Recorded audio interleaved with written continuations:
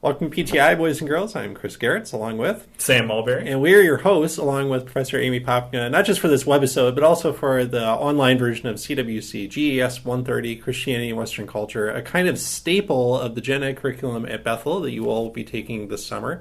So why don't we get right into it? Sam, in this first segment, we thought we'd just kind of walk people through the course. Whether you're watching this very beginning of June, the night before the course starts, we just want to orient you. So let's start with CWC. Why is this, with one other program, a requirement for all students at Bethel? Because this really is a foundational course to Bethel's Gen Ed curriculum, to Bethel's liberal arts curriculum. This is a course where we're gonna set the foundations for things that when you take courses later on in the Gen Ed, so all those courses with letters at the end. L-U-G. Yeah, this is gonna lay the groundwork for that. So the people we talk about in this class, and we'll talk about what this class covers in a minute, people we talk about in this class, the ideas we talk about in this class, this isn't going to be the last time you hear about them. For some of you, you maybe have heard of them before. Some of you, this might be the first time you've heard of them. But we're laying the groundwork for where we're going to be going in the future. Yeah. So, for example, I teach a couple of L courses. This is it's the sequel in the Gen Ed curriculum to CWC, 19th, 20th century Western history, with more emphasis on American history. So I tend to skew more towards the 20th century. I teach World War I, World War II. We actually, the two of us, take a trip to Europe and will in January 2019. So that's plug number one for the nice year. job. Huh? So on that trip, we'll stumble across CWC people. Sometimes it's not even the people; it's the concepts. Like one thing we talk about in this course at the end of the first unit is just war. How do Christians respond to the challenge of warfare? We talk about Augustine. And it's kind of nice to assume at some point students have had to give some thought to this. And then to the larger questions that we'll ask in the course. How do Christians respond to culture generally? Who am I? Who should I be? Who am I in relationship to culture? How do I answer questions? Those, I think, connect really well to lots of other things in Gen Ed and people's majors, but they're also just good liberal arts questions that kind of orient you to, you're at a certain kind of school approaching Christian higher education in a certain kind of way. I think it's been a formative class for me, and I wasn't a Bethel alum, but it was my first introduction to Christian colleges, and I really learned what it meant to be a Bethel professor by teaching CWC. Well, let me give an example of what that might look like. So one of the things that I hope that students get in this course, we're going to be starting back with the ancient Greeks, and we're going to go all the way up into the 20th century in this course over the next 5 weeks or so. And one of the things that I hope you get out of this is a basic timeline for Western history. And where that's helpful is it gives you hooks to hang things on. So when you encounter new information in an L course, a G course, in Christian theology, or just in life, you can say, oh, okay, this thing happened in the 1200s. Well, I actually know about the 1200s, what that was like in the West, in Europe, so I can think about, well, what would it mean for this new piece of information? What can I attach that to? To me, that's one of the big goals, because that's, to me, what a good, well-educated person can do is to be able to synthesize things, to situate new information relative to things that you already know. And we give you a kind of story of your faith, in a sense. I mean, we'll talk about the cloud of witnesses idea from Hebrews 12 in our second segment, but I think one thing, especially as we get closer to the end of the course, you'll start to see yourself, your own faith, the nature of your church and its worship practices, theological distinctives. You'll see that more clearly. Now, here's where we should also mention, one reason we teach the course is not that we think the Christian story is a Western story. In the very first unit, we're hardly in Europe at all. We're mostly actually in Africa, North Africa, and the Middle East, which is part of Asia. As we get into the second unit, to the Middle Ages, the West shifts into Europe, but we'll try to reiterate there, like Christianity's story continues in places like Egypt and Ethiopia and what now is Iran and Iraq and India and China and Armenia and all around the world. So this is a course about Christianity and a particular kind of culture, not necessarily because we think it's the best kind of culture, but it's an important one for Christians. So why the West? So why the West? I think partly because it has shaped this country. Not all of our students are from the United States, but even if you're not from the United States, you've encountered the West. I mean, for better and for worse, Western values, Western institutions, Western practices, Western assumptions about what the good life is, what a good government is, what justice is, those have shaped the experiences of many of us. And so especially if you've grown up within it, one of the goals of the course is to help you sort of step back from that and understand the things you probably just take for granted because you've known them your whole life, maybe are unusual. Where did they come from? How did they change over time? Why might they be problematic? Mm-hmm. I mean, in a sense, I think the goal of this is actually really to question the West as much as to celebrate it. I think especially within the context of faith, because there are things that if you look at contemporary American Christianity, that we sort of associate with, well, that's a Christian position. And when in fact, that's actually a Western value that gets embedded in American Christianity, Western Christianity. So we want to tease some of those things out. One of the great things about this class is that people will disagree with each other, that this isn't one story. This is lots of stories and lots of perspectives. Chris, this course is being taught online. This is our 6th time teaching this in the summer. This is a course that goes back a long way. So this was founded in the mid-'80s. We've been teaching it for about 16, 17 years, somewhere in there. What is unique about it online? Why teach this course online? Why take it online? Yeah, I think I understand this better each time we do it, and especially this year, because now I've taught CWC in each of its 3 modes. So just for a little context here, fall and spring CWC is a face-to-face, very traditional course. Monday, Friday lectures, and then a small group Wednesday or Thursday where you discuss readings, review vocabulary. It goes 16 weeks, and you're done. So, I mean, the advantage of that is you really get to know a professor pretty well. You have actually learn how to take notes in a certain way is important. Challenge with that is it's stretched out over 16 weeks. You're taking it at the same time as 3 or 4 other courses. And so we have 2 other modes. One is a kind of J-term intensive that I taught, which was intensive. Like all you do is CWC for 3 hours every morning or afternoon. You learn a lot, but you're really thrust into it. I think the online summer version is kind of a nice middle ground. It stretches out over 5 or 6 weeks. Every day there's going to be some work to do, but you get a little bit of that concentration, right? It's for most of you, it's probably the only class you're taking, maybe one of 2, but you also might be working or traveling at some point. And so, one thing we'll talk about before we're done is, how you balance your different commitments in the summer. I think what it's really good for is it does give some flexibility to students, whether you're transferring into Bethel, you have a big major, maybe you've changed majors and are kind of scrambling to make things fit.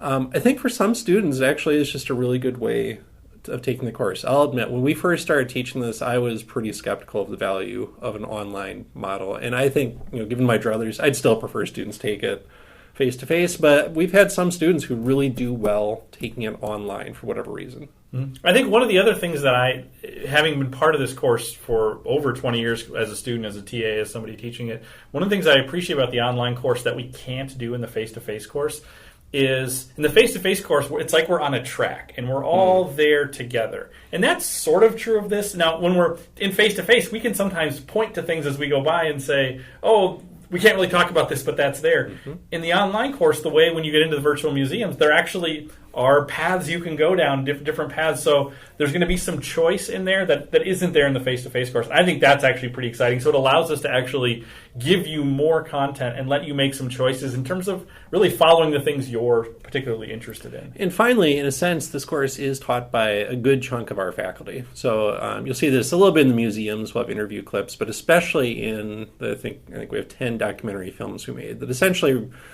there are no lectures in this course, right? And so in a sense, how do you tell the story? How do you frame big questions and concepts? We'll use these kind of Ken Burns-style documentary films, and you'll see us a couple of times. You'll see Professor Poppinga a few times, but actually mostly you don't see us. And you see about 20 Bethel faculty from lots of different disciplines, including the sciences, including some people who are no longer at Bethel, but are a big part of this institution.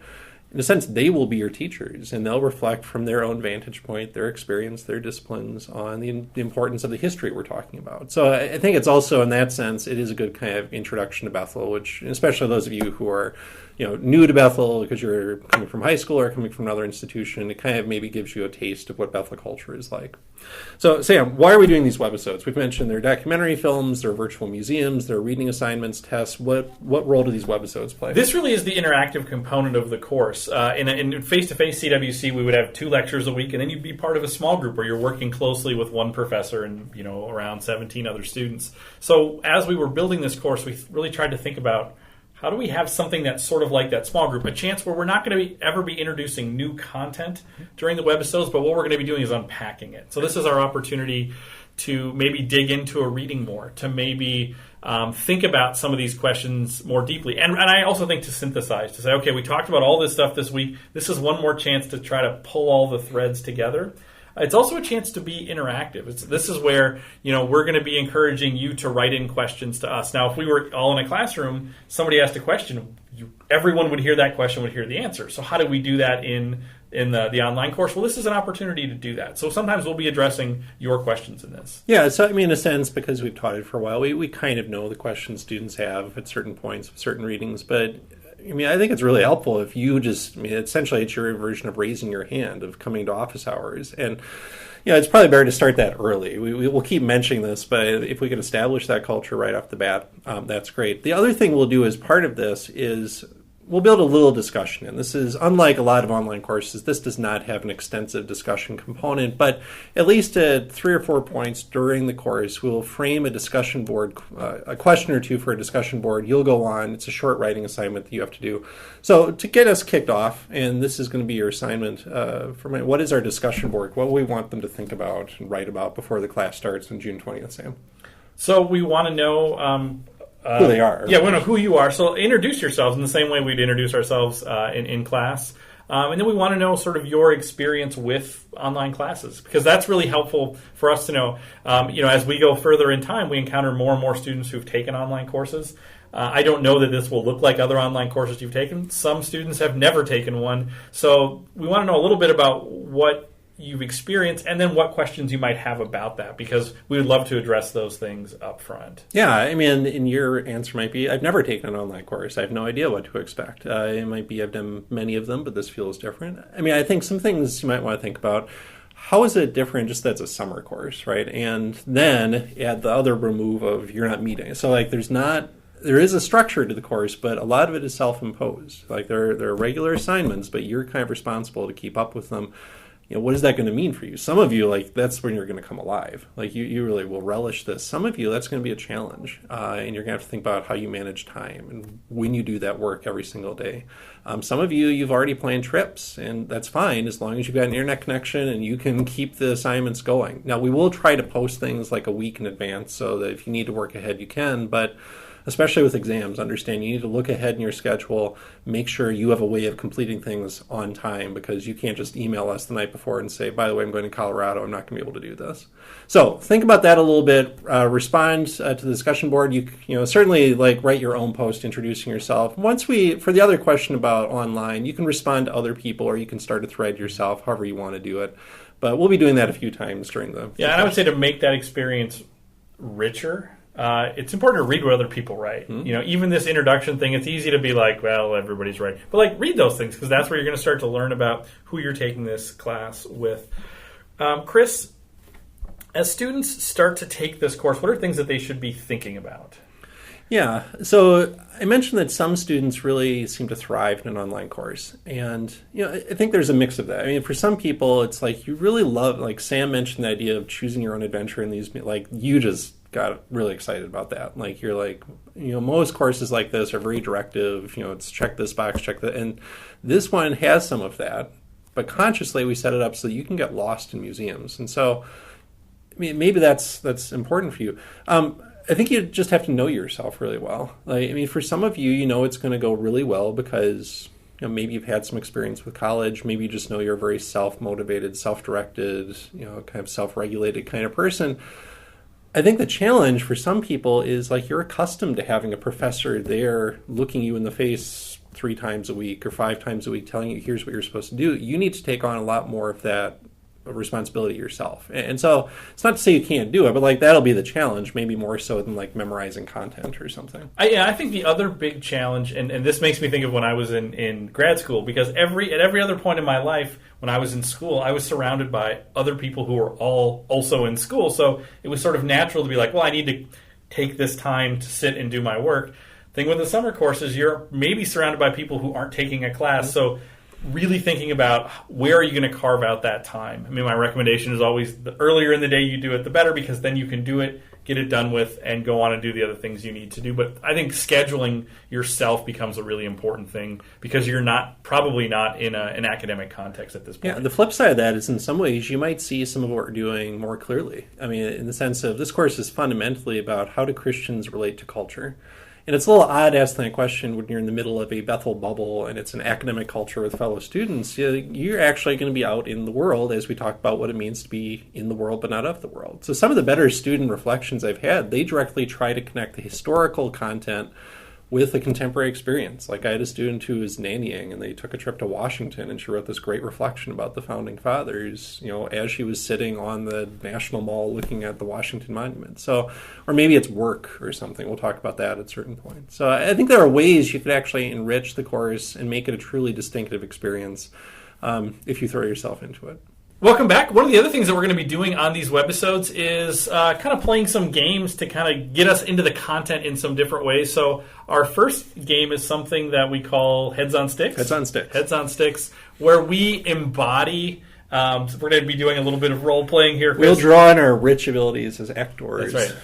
Our voice work, all those things, accents, anything like that. It's going to be amazing how we dissolve into character. That's right. To sort of answer some questions from the perspective of some of the people that we're studying in this course. Now, at this point, Chris, we haven't really studied anything, right?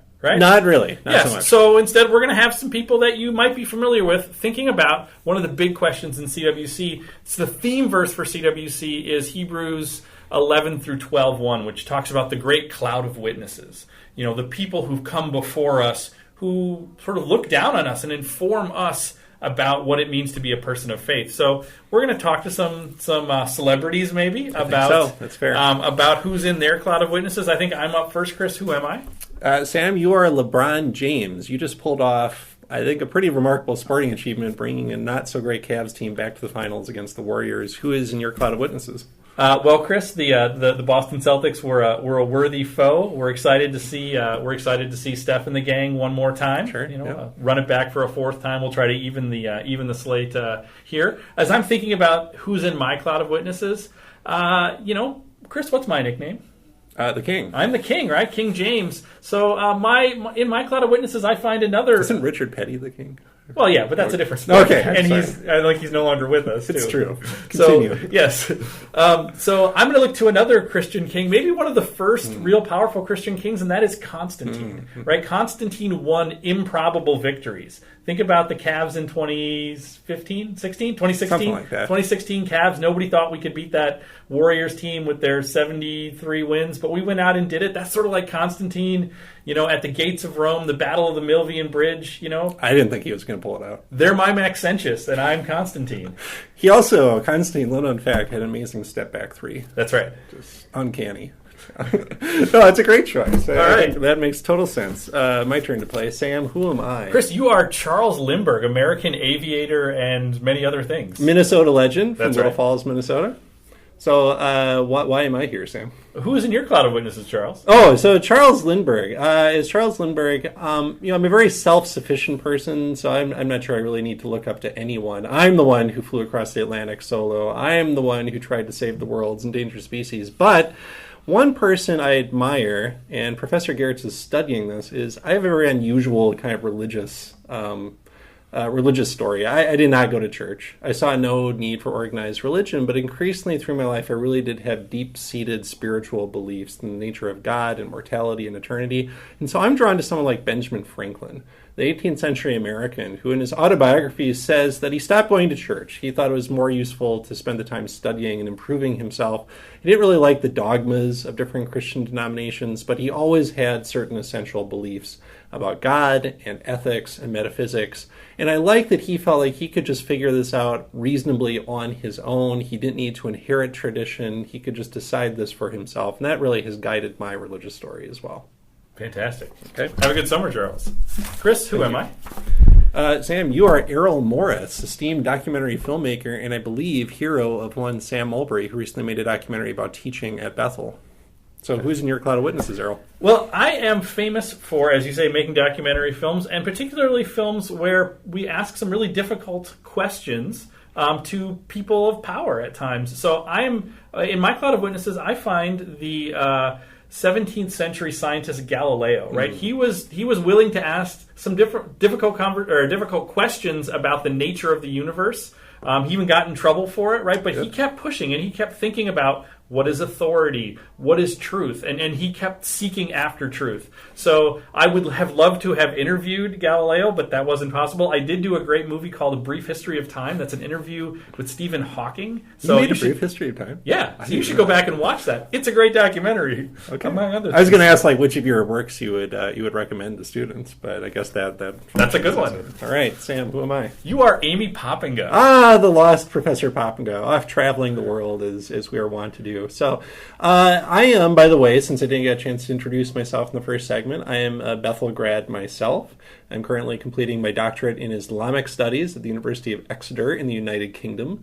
And I teach a lot of classes at Bethel, including CWC, History of Islam, and Environmental History. So there are many ways I could go here. We will talk about Islam and Christian interactions with it, but I think I actually want to talk about one of the people who shaped my religious journey, and that's John Wesley. I've been through a lot of different denominations and churches, Seventh-day Adventism, Baptists.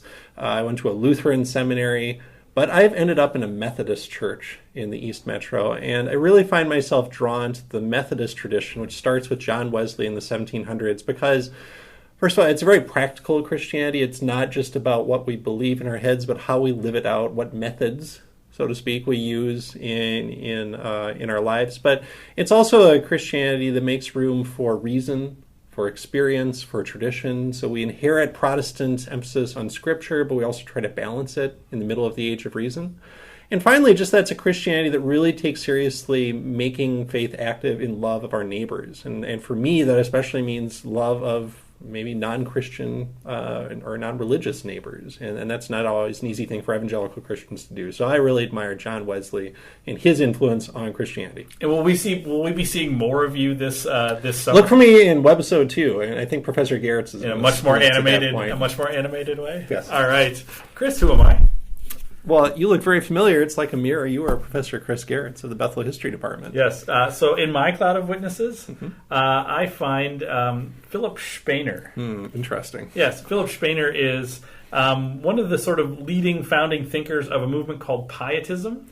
In the 17th century, Pietism. Pietism. Yes. So if we're plugging pieces of media, I wrote a book on Pietism called The Pietist Option. Oh, I read that book. It's great. Yes, it's amazing. You should buy 10 copies. That's right. Which is actually based on Philip Spener's Pia Desideria, which is sort of the foundational work for the Pietist movement. Now, I come from a Pietist church myself, so one of the things we talked about that you're going to encounter in this course is learning about maybe your own tradition within Christianity. So one of the things I've encountered as I've taught at Bethel and taught this course is Pietism. But I don't want to spoil it for you. I don't want to tell you what Pietism is. You have to wait until Unit 3 of this course. Or buy the book.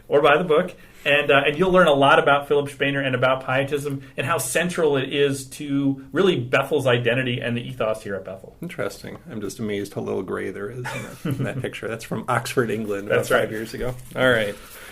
Sam, hey, what do you know? You are Sam Mulberry. Documentarian, Faculty Excellence Award winner for service, long time CWC student, TA, and instructor Sam Mulberry. Little known fact, Sam, well, you probably do know this, but when I first came to Bethel, I wanted to study computer science, and I've continued to find ways to use computer devices. But one of the people in my cloud of witnesses is one of the founders of computer science, I think, Blaise Pascal. It was a 17th century French mathematician, scientist, philosopher, devotional writer. He has a famous book called The Pensées, The Thoughts, that was posthumously edited. And I really appreciate his commitment to try a middle path between faith and reason, between religion and science. He's famous for saying that if everything is subjected to reason, there'll be nothing mysterious about our faith. But if there's no reason, we will look ridiculous in an age of reason, right? And so that seems to fit with my personality as well. I'm a pretty even-keeled sort of guy who doesn't really like polarized choices. I always like to feel like it's a both-and kind of choice. But I appreciate that kind of pietistic commitment to faith, but also that commitment to science, and really, I think, steers Christians well as they enter the modern age. And can I commend you on, because I know that Sam Mulberry isn't great at French pronunciations, so your pronunciation of pensée was really great. We rehearsed that a million times in front of the mirror this morning. Well, that is Heads on Sticks. we will be back to wrap up the show. Okay, let's wrap things up with segment 3. This is called Happy Time. Sam, happy birthday to Faye Vincent, the former commissioner of Major League Baseball, turns 80 years old today. I have to admit, I did not know that Faye Vincent was still alive. Cool. Right. But, Sam, as we record on May 29th, 2018, our Minnesota Twins are 22-27, 3.5 games behind the Cleveland Indians, who have pulled out a couple of amazing comebacks back-to-back. I think they're starting to peak, perhaps too soon. Sam, where will the Twins finish in a weak AL Central in the year 2018? I'm feeling really good. This has the feeling maybe of a I think it was it 2006 where they were like the Twins were not middling. Yeah, they were not sitting really good, sitting really well at the end of May, and then they just ripped. We tend to rip off winning streaks in June. June is the Twins' month, right? So I think we come out of June, we go into the All-Star break. I'm going to say 5 games clear, and then we're gonna coast into the playoffs from there. I think that's right, because we are only 5 games back, despite being like 0-8 in one-run games. Miguel Sano batting 200 with just 5 or 6 home runs. Byron Buxton doing his usual first half Byron Buxton. Like if any of that can turn around, I feel like we've got a good shot at this. Okay. All right, Chris, happy anniversary to Wisconsin, which became the 30th United State on this day in 1848. Chris, Wisconsin is one of the 16 states you plan to drive through this summer on your research trip. Which one are you most excited to visit? So I should explain here. The reason Charles Lindbergh came up is that I'm doing a new book about Charles Lindbergh, and his papers are at Yale University in Connecticut. So I'll later this week I'll be driving out. So you will not see me on Webisodes until probably the end of July, if that, even though I'll be teaching the course online. So along the way, there are a lot of states. I think I've probably been to all of these before. The one I'm I think most excited to go to is New York, not for the city, but because I'm planning to take a detour one weekend and go to Cooperstown, New York. Have you ever been? So the only time I've been to Cooperstown is the year the Kirby Pocket was inducted into the Baseball Hall of Fame. I went to Yale. I was living in Connecticut, woke up early, and I actually watched Kirby Pocket be inducted, but I did not have time to go to the actual Baseball Hall of Fame. So it's great. I'm retroactively, really great, yeah. And I feel like I'm scouting it for when I bring my kids back in a couple of years. So I guess New York, upstate, is what I'm most looking forward to.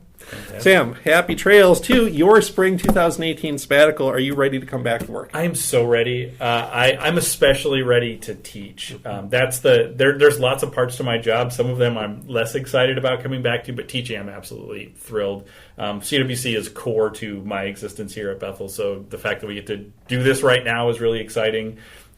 Preparing for the fall is really exciting. So yeah, I'm 100% in. Seems like a nice way to ease back into it. That's right. That's okay. Right. So remember, you can certainly email us with any questions. I don't know if you have any questions at this point, but as we get into actual reviewing of content, we'll try to remind you. But as you do the first 2 or 3 assignments, maybe if something is confusing, you want to hear more about a reading or a vocab term or something from a film, just shoot one of us an email and we'll add it to our script for the day. Otherwise, remember that you have a discussion board, kind of 2-part response. Introduce yourself to everyone else, and then reflect a little bit on your experience or lack thereof of online and what your expectations are for how this course is going to go. Sam, how do we finish these? We don't really have a good way to finish it. We never have. So have a great summer. Okay, we'll see you soon.